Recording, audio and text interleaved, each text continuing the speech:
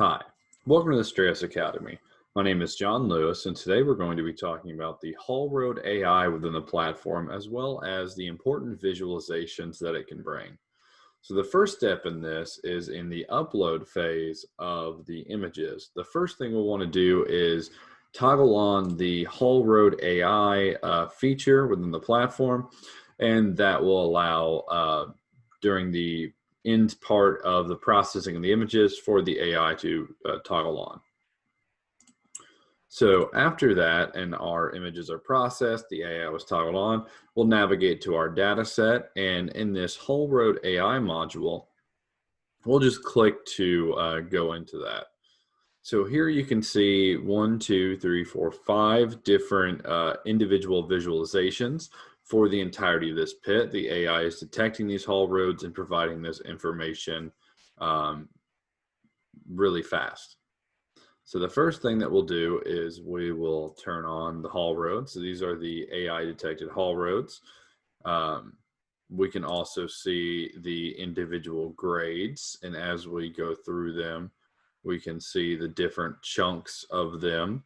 Currently, the intervals are less than 10%, 10 to 15%, and greater than 15%, but those can be changed based on the appropriate grades that you would like to identify. The next one is the crossfalls, and that actually shows changing of elevations, kind of how water would flow through the pit, kind of based on the individual sections. We can also highlight that and see that information. We can toggle things on and off. The next visualization is actually just the road width. So that shows exactly, the length of, the width of the road within there. And this is helpful for as you're, verifying the design of your haul roads to make sure that multiple haul trucks can pass through each other, that there's no jams, that you have kind of an appropriate sized haul road. And then after that is berm height. So this is to make sure that you're within compliance with your state and federal regulations.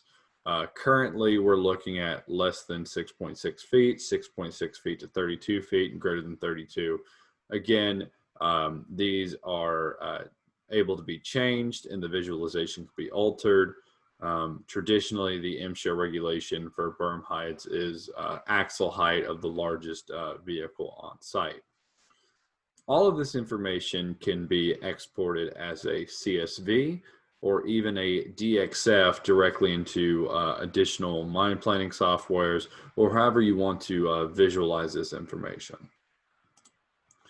So I hope this has been beneficial. If you would like to know more information, please navigate to the Strayos website, strayos.com. The link will be in the description.